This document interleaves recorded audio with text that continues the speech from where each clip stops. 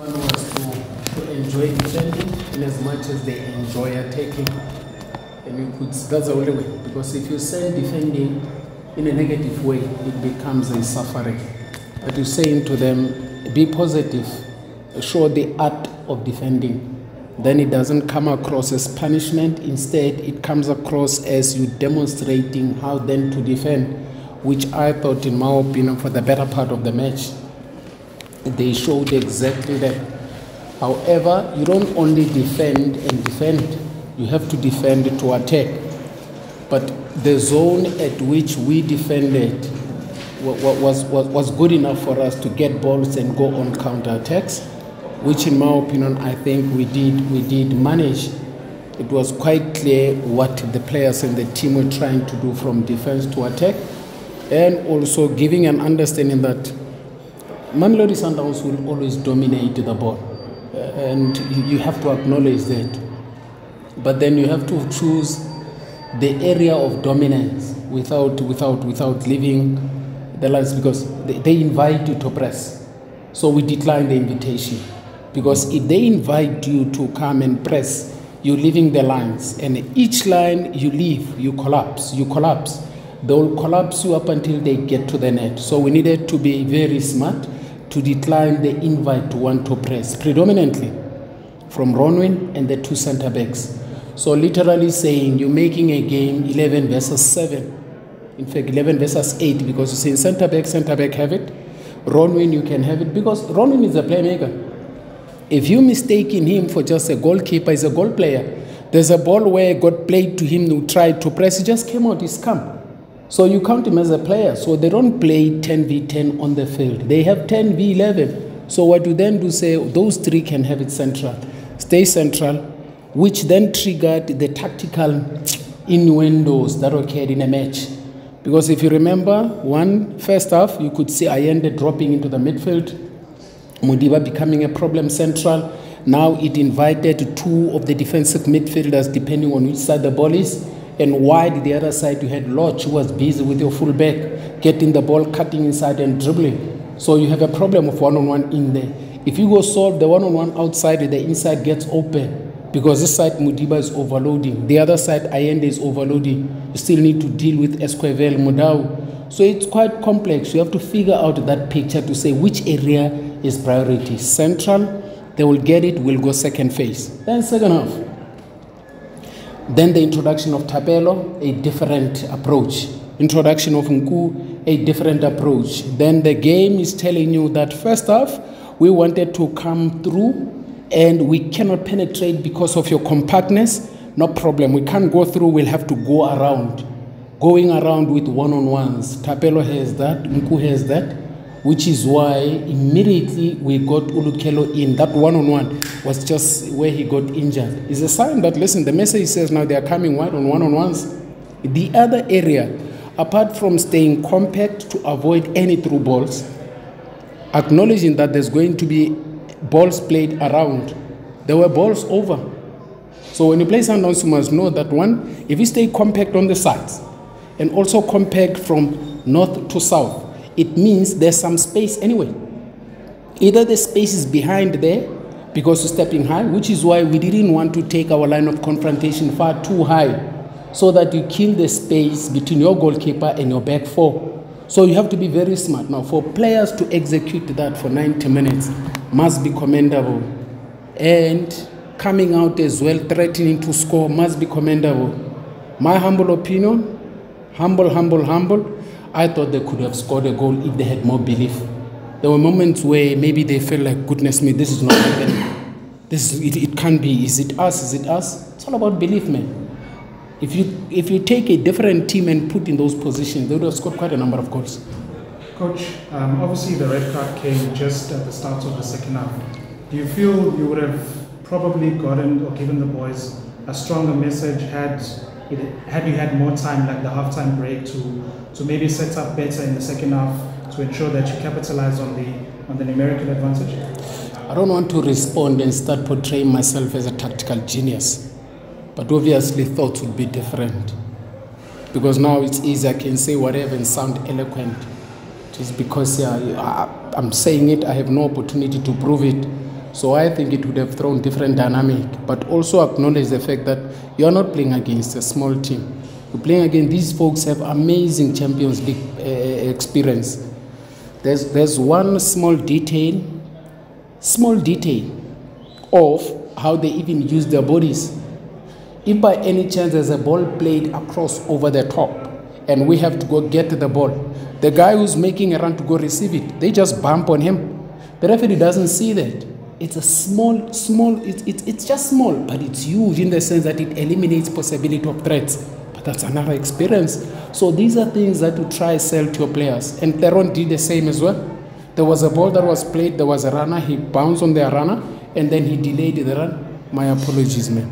He delayed the run, but this is what happens in football. Those small details, those are difference makers. Coach, you just talking about that, did that help you that you were there for 3 years? That is going to be easy for you to prepare against them. You know, looking at all those dynamics that they bring in, the ball manipulation and all those kind of things. Partly yes, but predominantly you can't survive in the Dstv Premiership if you don't want to watch matches. Which is why we always say to players, watch the game. If you come and ask me about Orlando Pirates, I must be in a position to dissect Orlando Pirates from Mofokeng, the other side of Dlamini, their movements, Makaul and everybody. Because if you don't have that ability and you're coaching in the Premier League, you'll have a problem. So you need to understand exactly how all these teams operate. Not unless they change and tweak things. Because I think Sundowns must have also realized that we are a bit unpredictable. In the sense that we are not set in one way. If you looked at us maybe in the previous matches, we build from the back. And then when you come here, you say high press, this is how they build. They have two center backs, they bring their midfielders, and then they're looking for an up back through, they are staggered, When you come to us today and expecting that file doesn't exist. We took that file, we threw it away, and then went a bit longer. Now you have to deal with Nguse, you have to deal with Knox on long balls, diagonal to the full backs. So if you remain so unpredictable, it is a challenge. There were matches where we dropped our strikers into the midfield in Cape Town and left wingers. So you have to be so unpredictable that you pose a bigger threat to the opponent. Because if you stay set in one way, they will figure you out. So I think Mamelodi Sundowns, yes, I've worked with them. I know exactly how they behave, but as well, you have to be a scholar of the game and understand all these innuendos that are happening tactically. Because if you are not in the game, if you don't stay in the game, you get left behind. You will lose it. Go play Pirates and sleep. You'll never come back alive.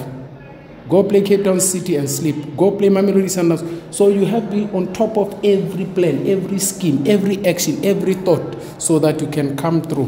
But it's not easy. Coach, obviously the last time you spoke about giving everybody a chance, especially the goalkeepers. Today we saw a very good performance from Watenga. Can we maybe expect him to start the rest of the remaining games of the season? I think he's done so well that he deserves the next match, not unless injuries okay. And Watenga, I worked with Watenga when we were at Sundowns. I knew exactly his capabilities. When he arrived, we were all shocked that this guy is a hell of a top keeper. But he was up against Kennedy Moene, Dennis Onyango, Ronan Williams, Riyad Peter said, there was Johnny February. There were so many, even Ricardo Kos. There were so many who were there. But the shot stopping that was with him then, you could see that this guy is a top keeper, which is what I saw today. But when I arrived at Arrows, I'm sure I arrived on the 7th of March, 2 months here. When I arrived, he had just come back from injury. You could see he was still weak, lacked confidence and all that. Even in the previous match, he was not as confident. But what he is now compared to the last match and the previous performance, he seems to be growing. And this has only put him to another level of confidence. And it's good because these are his former employers to show them that, listen, you did not make a mistake by bringing me here. Isn't Nguse a former future Bafana star? Mark, I'm very careful about those, but I love the question. And I'm tempted to say yes. Players must be, because if I were to say that, I said the same with Mabasa. I said the same with a whole lot of other players, and it came up around as misunderstood. But I think looking at this Nguse kid is something else. He gave big boys trouble here, and you could see whether Libusa must have felt him. Mvala must have said, okay, who's this one, number 40, Nguse. So based on that, I would agree with the question. He's got ability. And I think Unanga Kungos, 27, around there. You know, South Africa, and you're saying, you know, but he's still young. At 27-year-old man, he should be playing. But it's good to have that. If you have a Nguse, you have a Mapasa, you have whoever, let them raise their hands. But he's got the ability. All I can say, positioning, top. From a physical point, strong. Technically, finishes. Mentally, he's screwed up. He's a humble guy. So all these areas where you're saying, what do I want from a striker? From a technical point of finishing, he's good. From the mindset, is he a calm person? Does he recognize moments in a game? Yes, he's got all that you need. I think he's good. We can only help him elevate his confidence. It will be something else for South Africa. That's why they call him the soul. There we go. There we go. But he's got all those qualities. The trademark of Ene, I wish he scored the last shot he took. But he still had a Mutizo across. These are chances that you say, come on guys. And if it's not meant to be, it will never be. Coach, just make the last one for yes, me. I saw you subbed keeper Usbia, who usually we are great again. Today, do you see him? I think so. And I must commend you for the humble question that you're trying to ask a difficult question, but in a nice way. I think it was not the Sibia we know. Usuluma and Esmazi, the Sibia we know would have created havoc. I would cite an example. There's a ball first half, he got drifted inside, dribbled inside, indecisive, lost it. That's not Sulu. Usulu nje Zembe. But today he wasn't the Sulu that we know. I think we were watching the same game, but you'll come back better, man. Players will never be the same throughout the year. So this one, for whatever reason, didn't fall into his hands, but his teammates helped him. Top 8 circle. Maki, I'm dying for it. How many points do we have now? 1 point behind. You're 1 point behind the top. 32 points. No, I'm not looking at it from that. I'm looking at it from the end point of view. If I look at it at matches, I'll be deceived. I'm looking at how many. It should be 40 points. So how many points do we have now? 33? 32, 33, we need 8. How many matches left? 3. So you must win all those matches. You have Chipa, Nkosiam. You have Cape Town Space, Nkosiam. And then you have Ilona Mazulu, Nkosiam.